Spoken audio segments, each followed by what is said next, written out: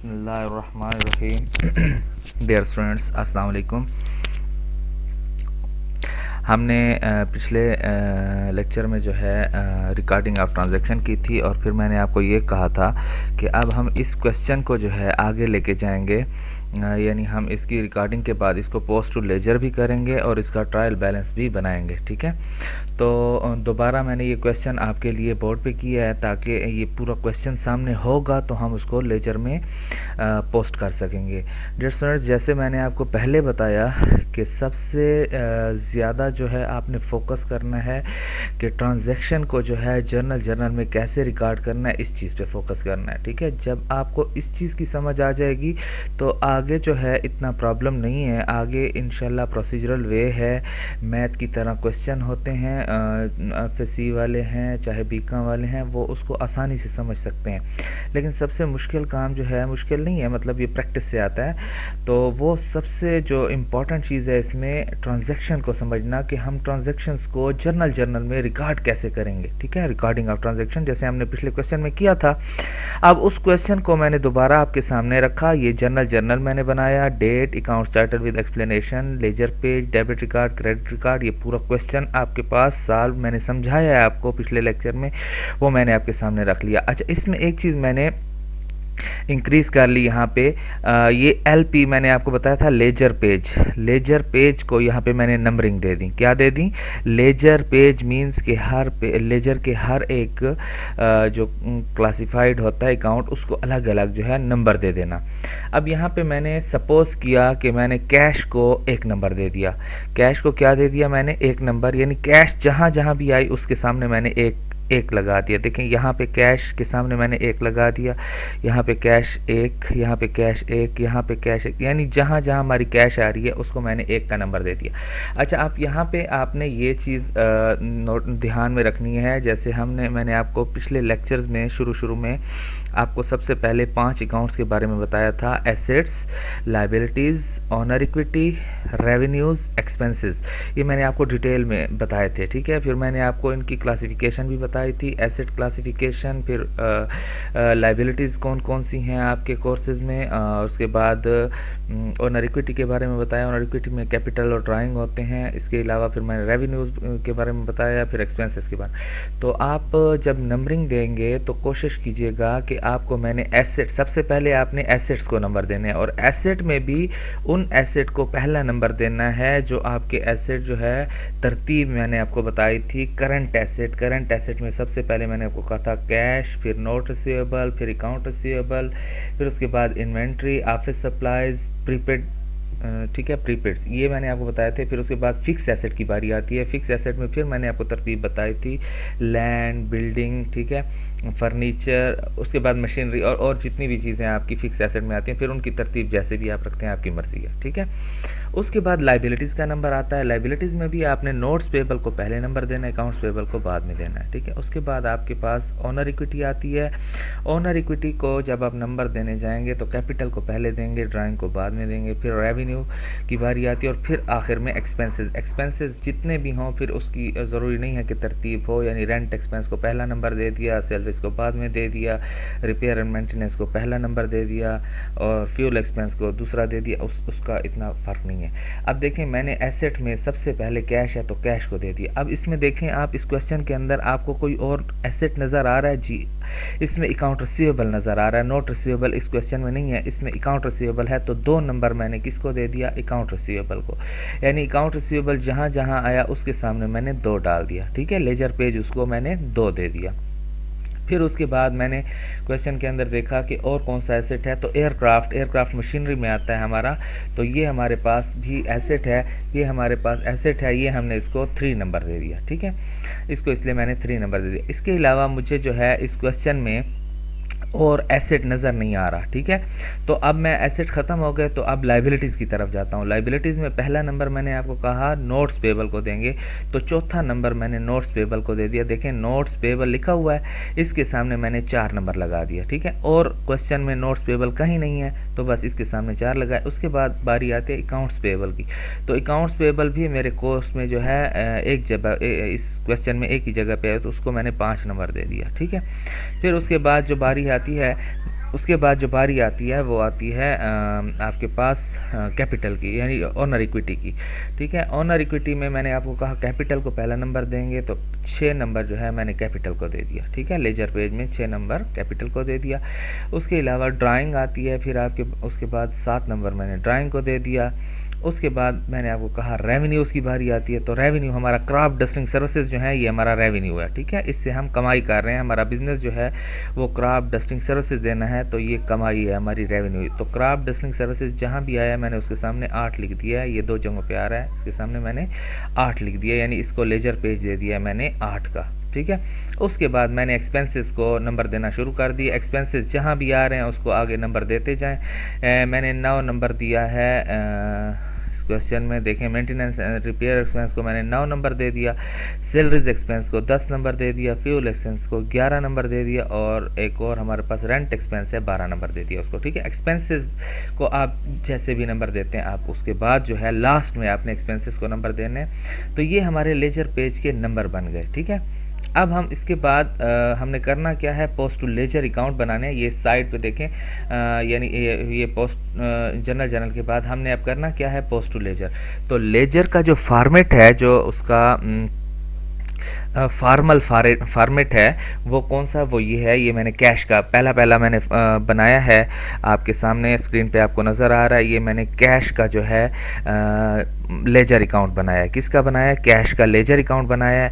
अच्छा, ledger account का क्या तरीका होता है, पहले डेट, फिर डिस्क्रिप्शन, फिर डेबिट रिकॉर्ड। ये लेफ़्ट साइड जो है आपकी, ये डेबिट रिकॉर्ड के लिए हमने डेट, डिस्क्रिप्शन और डेबिट रिकॉर्ड। फिर दरमियान में मैंने ब्लैक लाइन डाली है ताकि आपको पता चले कि ये इसका मिड है। ठीक है, दरमियान। फिर उसके बाद मैंने कैश, डिस्क्रिप्शन और क्रेडिट रिकॉर्ड। ठीक है, तो ये आपकी राइट हैंड साइड हो जाती है, ये आपकी क्रेडिट साइड हो गई। ठीक है, तो अब आप क्वेश्चन के अंदर देखेंगे कि कैश जहाँ जहाँ आई है, जहाँ डेबिट हो रही है उसको इस कॉलम इसमें डालेंगे, और जहाँ पे क्रेडिट हो रही है उसको इस साइड पे डालेंगे। अब हम देखते हैं, हमारे पास जून 1 को कैश डेबिट हो रही है और 60,000 से हो रही है। तो मैंने यहाँ पे देखें ये डेट डाली हुई है जून 1 के सामने मैंने डेबिट कर दिया 60,000। ठीक है, डिस्क्रिप्शन में अब अगर आप देना चाहते हैं तो यहाँ पे आप कैपिटल लिखेंगे कि 60,000 हमारे पास कहाँ से आया, कैपिटल से आया। ठीक है, नहीं लिखना चाहते तो इतनी ज़रूरत नहीं है। ठीक है, तो आप यानी लेकिन फॉर्मेट में आपने ये बनाना ज़रूर है। ठीक है, तो उसके बाद आप देखें दूसरी दफ़ा हमारे पास कैश यहाँ पे आ रही है, जून 2 को कैश क्रेडिट हो रही है 40,000 से। क्या हो रही है, 40,000 से क्रेडिट हो रही है, तो मैंने उसको उस साइड पे लिखा, क्रेडिट साइड पे जून 2, और ये 40,000 यहाँ पे लिखा। ठीक है, एरो को आप देखें मेरे साथ साथ। ठीक है, उसके बाद आप देखें जून 4 को कैश हमारे पास क्या हो गई, कैश जो है क्रेडिट हो रही है 2500 से। तो जून 4 में आप देखें 2500 को मैंने क्रेडिट साइड पे लिखा, जून दोबारा नहीं लिखा, 4 उसकी डेट लिखी है। ठीक है, डिस्क्रिप्शन अगर आप देना चाहते हैं तो आप जो है ना साथ में रेंट एक्सपेंस यहाँ पे लिख सकते हैं, अदरवाइज ज़रूरत नहीं है। ठीक है, अच्छा, उसके बाद आप देखें कैश फिर 15 को मेरे पास क्रेडिट हुआ है 5,000, तो ये 15 तारीख मैंने लिख ली है और क्रेडिट साइज पे 5,880 डाल दिया। ठीक है, यानी हम पोस्ट करते हैं उनको लेजर अकाउंट में, अपने एक मखसूस जो है उसको क्लासिफाई करते हैं अपने अकाउंट में। ठीक है, यानी कैश जहाँ जहाँ आ रही है उसको मैं उठा के, जो डेबिट हो रही है उसको डेबिट साइड पे डाल रहा हूँ, और जो क्रेडिट हो रही है उसको मैं क्रेडिट साइड पे डाल रहा हूँ। ठीक है, और कुछ भी इसमें इतना बड़ी टेक्निक नहीं है, बस इसमें सिर्फ आपने ये देखना है कि कैश जहाँ जहाँ आ रही है, यानी 1 जिसके सामने लिखा हुआ तो वो कैश। ठीक है, उसके बाद फिर ये कैश हो रही है 1,890 से क्रेडिट, तो ये मैंने लिख ली 1,890। फिर 6,000 से फिर क्रेडिट हो रही है, तो ये मैंने फिर क्रेडिट कर दी। फिर उसके बाद जो है आपकी डेबिट हो रही है 6,640 से, यानी आपने ये सारी अमाउंट्स लिख लेनी है। जब आप सारी अमाउंट्स लिख लेंगे तब आप क्या करेंगे, इसको यानी ये इस साइड पे देखें 2 अमाउंट्स आई हैं, एक 60,000 डेबिट साइड पे है और एक 4,910 ये आपके डेबिट साइड पे आए हैं, और क्रेडिट साइड पे आपके पास ये अमाउंट्स आई हैं। तो इन तमाम अमाउंट्स को आप प्लस कर लेंगे। इन तमाम को प्लस किया मैंने तो 58,270 आया, तो मैंने टोटल के सामने लिख लिया 58,270। ठीक है, और यहाँ पे हमारे पास टोटल आता है 64,910, तो इसके टोटल में मैंने लिख लिया 64,910। इसको फिलहाल छोड़ दें, ये बैलेंस जो लिखा हो इसको फिलहाल छोड़ दें। आप देखें 60,000 जमा 4,910, तो इसका टोटल ये हो रहा है और इसका टोटल ये हो रहा है।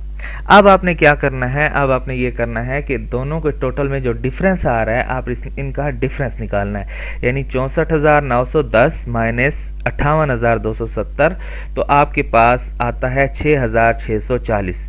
अब आपने 6,640 को कहाँ डालना है, और आपकी जो बड़ी साइड होगी, यानी इसका बैलेंस ज़्यादा है ना, ये 64,910 ज़्यादा अमाउंट है और 58,270 कम अमाउंट है, तो ज़्यादा अमाउंट वाले खाने में, कॉलम में, यानी डेबिट साइड पे इसका बैलेंस लिख के उसके सामने आपने 6,640 डाल देना है। ठीक है, यानी इन दोनों का डिफरेंस आपने कहाँ डालना है, उस साइड पे डालना है जिस साइड का टोटल जो है बड़ा हो। ठीक है, तो बड़ा टोटल किसका आ रहा है, हमारे पास डेबिट साइड का आ रहा है, तो इसलिए मैंने बैलेंस करके उनका डिफरेंस 6,640 यहाँ डाल दिया। ठीक है, तो कैश का लेजर अकाउंट मैंने बना लिया। जब आप पेपर करते हो तो पेपर में आपके पास टाइम बहुत शार्ट होता है। ठीक है, जब अगर आप हर अकाउंट के लिए ऐसे लेजर अकाउंट बनाने बैठेंगे तो आपके 3 घंटे वहीं गुजर जाएंगे। तो बच्चे, इसके लिए आप देखें, मैंने आपको यहाँ पे समझाने के लिए ये आपको ये बना दिए, ये दरमियान है ना इसका, और ये आप देखें तो ये टी की शेप देता है। ये क्या है, टी।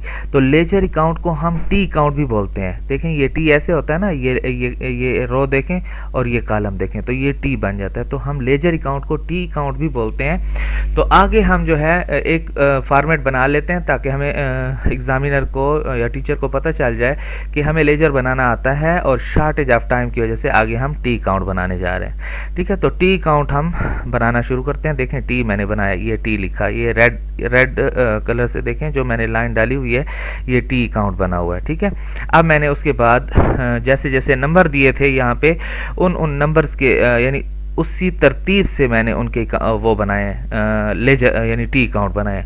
दूसरा नंबर मैंने दिया था अकाउंट रिसीवेबल को, तो मैंने दूसरा टी अकाउंट रिसीवेबल का बना दिया। फिर मैंने एयरक्राफ्ट का बनाया, फिर मैंने नोट्स पेएबल का बनाया चौथे नंबर पे। 5वें नंबर पे अकाउंट्स पेएबल का, ऐसे ऐसे यहाँ पे नंबरिंग डाली थी हमने। फिर उसके बाद कैपिटल का जो है 6ठा नंबर, ड्राइंग का 7वां, क्राफ्ट डस्टिंग सर्विसेज यानी रेवेन्यू का हमने 8वां नंबर दिया। 9वां नंबर हमने दिया मेंटेनेंस एंड रिपेयर एक्सपेंस को। 10वां नंबर हमने दिया सैलरीज एक्सपेंस को। 11वां नंबर फ्यूल एक्सपेंस को, और 12वां नंबर हमने दिया रेंट एक्सपेंस को। ठीक है, अब जहाँ पे जैसे यहाँ पे हमने किया कि अकाउंट रिसीवेबल जहाँ पे डेबिट हो रहा है तो उसको इस साइड पे लिखेंगे। आपकी लेफ्ट साइड जो है वो डेबिट साइड है और राइट साइड जो है वो आपकी क्रेडिट साइड है। तो अकाउंट रिसीवेबल हमारे पास देखें, सबसे पहले आ रहा है जून 15 में ये क्राफ्ट डस्टिंग सर्विसेज यानी रेवेन्यू हमारा 8,320 से क्या हो रहा है, हमारे पास 8,320 से क्रेडिट हो रहा है। Hold it,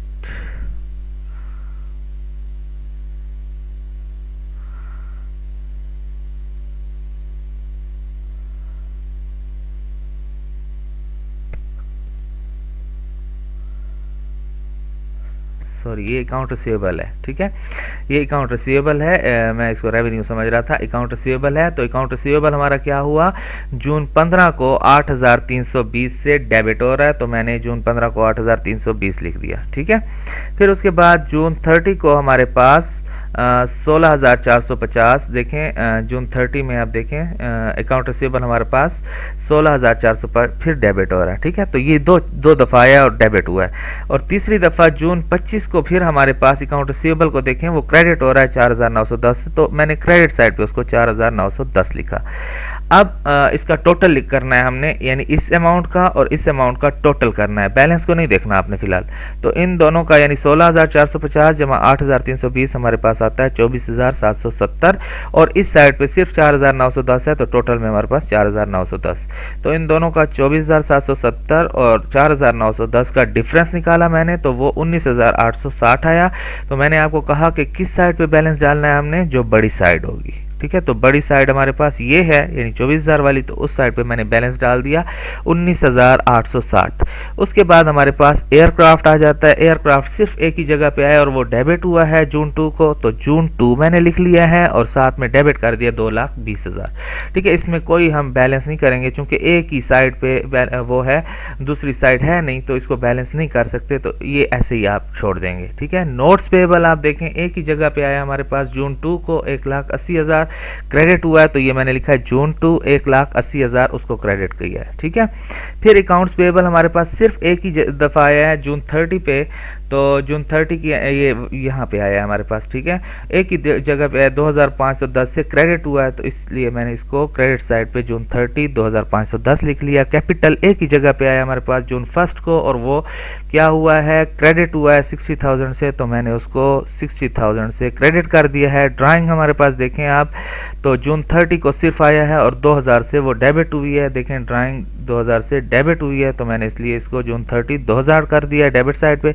craft dusting services यानी रेवेन्यू की बात आ रही है, तो रेवेन्यू आपका दो जगहों पे आया है, एक दफ़ा आपका जून 15 को आया है 8,320 से क्रेडिट साइड पे, और दूसरी दफ़ा 16,450 आया है ये 30 पे, जून 30 पे ये 16,450। तो ये दोनों जो है देखें आपकी क्रेडिट साइड पे हैं, डेबिट साइड पे कुछ नहीं है, तो आपका यही बैलेंस होगा, यानी 16,450 जमा 8,320, तो 24,770 जो है आपका बैलेंस है, ठीक है। यानी इस साइड पे कुछ नहीं है, तो हमने जो है उनका डिफरेंस नहीं मालूम करना। तो मेंटेनेंस एंड रिपेयर एक्सपेंस सिर्फ एक ही जगह पे आया है, और वो है 1,890, यानी जून 18 को, जून 18 के सामने मैंने लिख लिया 1,890। आपको मैं साथ साथ बता रहा हूँ, अगर समझ नहीं आ रही यहाँ पे लिखे हुए की, तो आप साथ साथ अपना नोट कर सकते हैं, ठीक है। सैलरीज एक्सपेंस आप देख लें, सैलरीज एक्सपेंस आपका दो जगहों पे आया है, एक दफ़ा जून 15 में आया है डेबिट साइड पे 5,880, तो मैंने लिखा है जून 15 5,880, और दूसरी दफ़ा आया आपका जून 30 पे 6,000 से, तो वो भी डेबिट साइड पे है जून 30 6,000 से, तो दोनों डेबिट साइड पे हैं, इसलिए बैलेंस हमारा यही होगा, यानी 5,880 जमा 6,000, तो ये दोनों का टोटल आएगा बैलेंस 11,880। फ्यूल एक्सपेंस की बात आती है, फ्यूल एक्सपेंस हमारे पास है जून 30 को 2,510 से एक ही दफ़ा आया है, तो उसको मैंने डेबिट साइड पे 2,510 लिख लिया। रेंट एक्सपेंस एक ही दफ़ा आया है 2,500 से, तो उसको मैंने डेबिट साइड पे 2,500 लिख लिया। तो यानी ये पोस्ट टू लेजर हो गया, हर एक आपके अकाउंट को अपना अपना जो है लेजर मिल गया, ठीक है, उसको आपने क्लासिफाइड कर दिया, ठीक है। जैसे हमने पढ़ा accounting is an art of recording classifying, तो ये आपकी क्लासिफिकेशन हो गई अकाउंट्स की, यानी आपने ledger accounts are divide into different class, हर आपने अकाउंट को जो है अपनी अलग क्लास दे दी, ठीक है। All business transaction are classified into their own ledger page, ठीक है, such as asset liabilities owner equity, ठीक है, ये सारे आपके पोस्ट टू लेजर हो गया, ठीक है। तो यानी लेजर पोस्ट टू लेजर यही होता है कि आपने जो भी रिकॉर्डिंग की है उसको अलग अलग अपने लेजर पेज में जो है सबको डाल देना और उनका बैलेंस निकाल लेना। अब इसके बाद हमारे पास नेक्स्ट क्या था, समराइजिंग, यानी हमने इसको पोस्ट टू लेजर से हमने ट्रायल बैलेंस बनाना था, ट्रायल बैलेंस बनाना था, ठीक है। तो ट्रायल बैलेंस की तरफ हम जाते हैं, नेक्स्ट हमारे पास है ट्रायल बैलेंस, ठीक है। तो ट्रायल बैलेंस की तरफ आ जाएं आप,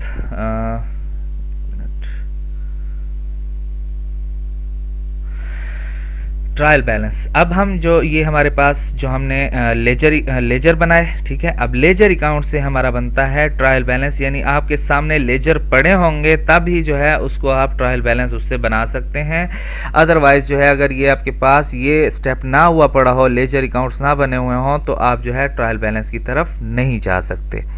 तो सबसे पहले जो है जब भी आप ट्रायल बैलेंस बनाने जाएंगे तो आपने सबसे पहले ऊपर हेडिंग देनी है कंपनी के नेम की।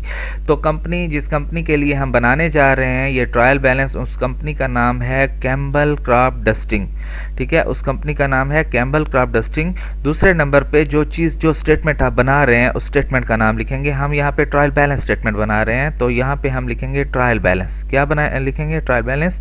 और तीसरे नंबर पे हम लिखेंगे फॉर द पीरियड, जिस टाइम पीरियड के लिए आप बना रहे हैं उस टाइम पीरियड को यहाँ पे मेंशन करेंगे।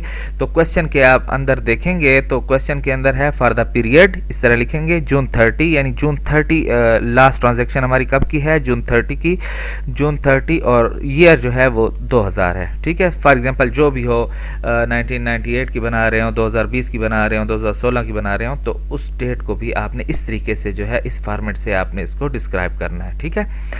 उसके बाद जो आपका ट्रायल बैलेंस का जो फॉर्मेट होता है वो इस तरीके से होता है। आइटम्स जो हैं सारे इस साइड पे होते हैं, अकाउंट्स सारे क्या किस साइड पे होते हैं, इस साइड पे होते हैं, और आगे जो है आपका डेबिट और क्रेडिट दो जो है कॉलम बने होते हैं। ठीक है, तो आपने यहाँ पे सबसे पहले हमारे पास उसी तरतीब से आपने जाना है, जिस तरतीब से मैंने लेजर अकाउंट्स बनाए हैं या टी अकाउंट बनाए हैं, उसी तरतीब से आपने तमाम अकाउंट्स को जो है तरतीब से लिख लेना है। देखें, सबसे पहले कैश, तो मैंने कैश का बना लिया, फिर उसके बाद लेजर हमने अकाउंट रिसीवेबल का बनाया, फिर एयरक्राफ्ट का, फिर नोट्स पेएबल का।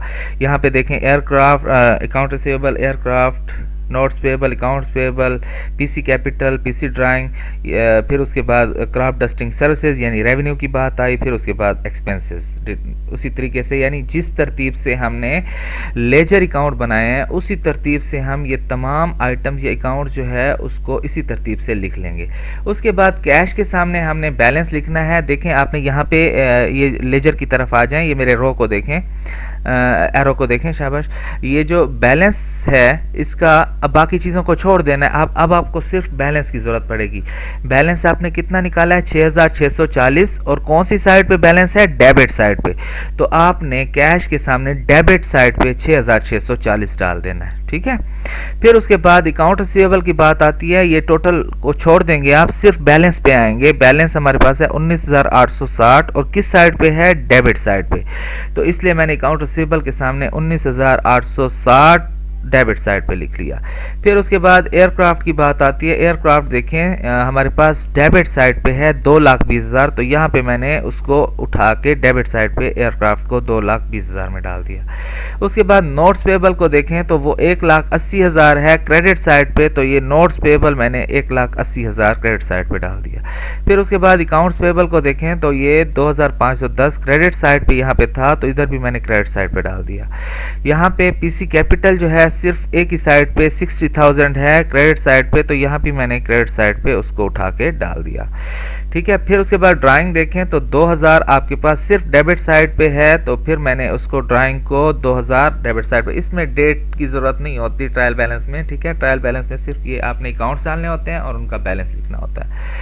फिर उसके बाद क्राफ्ट डस्टिंग सर्विसेज की बात आती है। क्राफ्ट डस्टिंग सर्विसेज यानी रेवेन्यू, तो वो आपका बैलेंस क्रेडिट साइड पे है 24,770, तो इसलिए मैंने क्रेडिट साइड पे 24,770 को लिख दिया।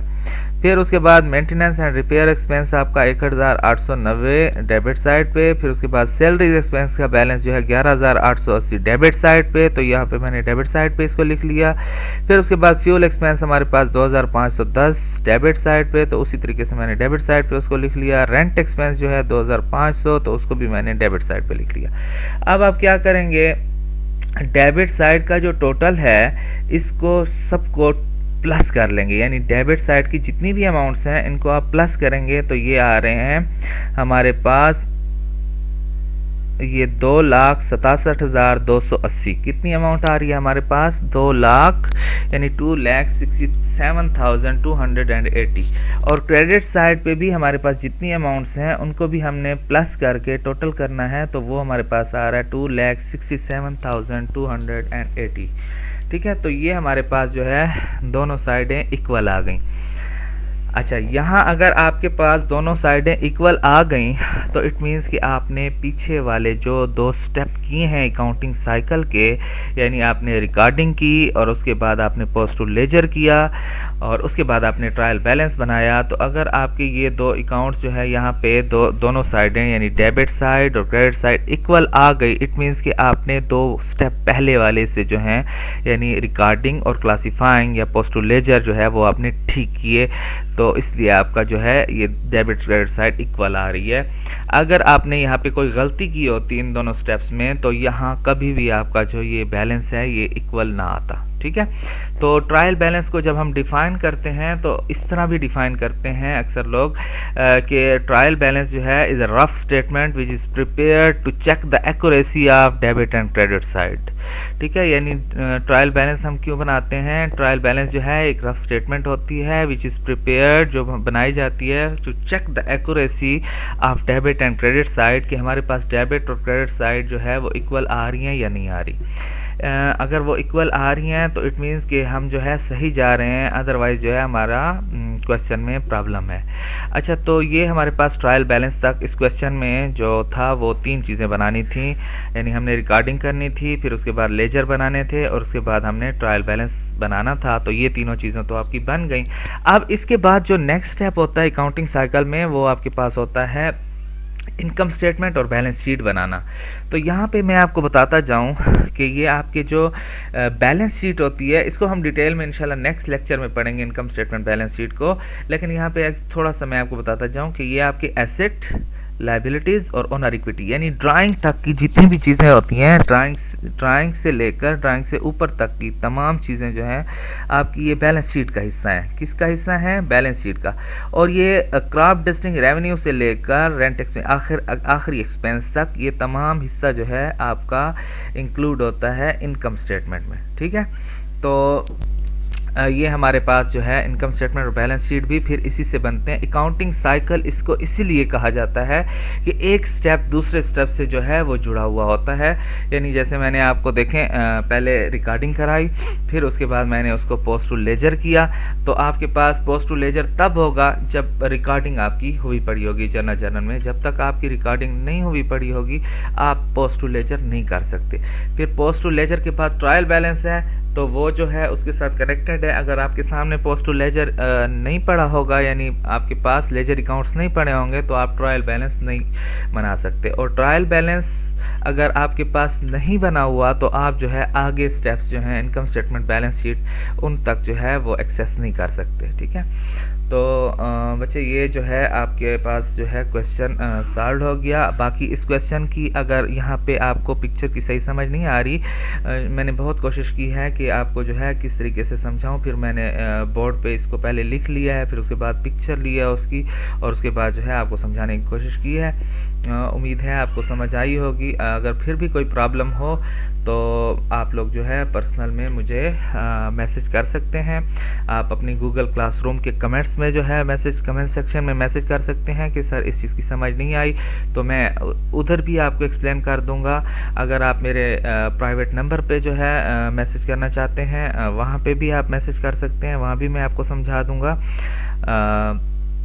बाकी जो है इस किस्म का एक और क्वेश्चन है, वो अब आपने सेम क्वेश्चन है इसी तरह का, वो मैं आपके ज़िम्मे लगाता हूँ असाइनमेंट के तौर पे। और नेक्स्ट जो है आपने उसको तमाम स्टूडेंट्स ने करके मुझे देना है, और जो स्टूडेंट उसको नहीं करेगा तो उसके असाइनमेंट के मार्क्स नहीं लगेंगे। ठीक है, तो वो जो क्वेश्चन है वो आपको मैं व्हाट्सएप ग्रुप में सेंड कर दूँगा कि ये जो क्वेश्चन है ये आपने ख़ुद करना है। यानी उस क्वेश्चन में भी ये होगा कि आपका जर्नल से लेकर ट्रायल बैलेंस तक आपने जो है तीनों चीज़ें उसमें सेम इसी तरह करनी होंगी जैसे मैंने ये क्वेश्चन की है। ठीक है, तो कोशिश करें कि अकाउंटिंग में जो है कटिंग ना हो आप लोगों की, और नीट और क्लीन वर्क हो। ठीक है, राइटिंग जो है इम्प्रूव करने की कोशिश करें।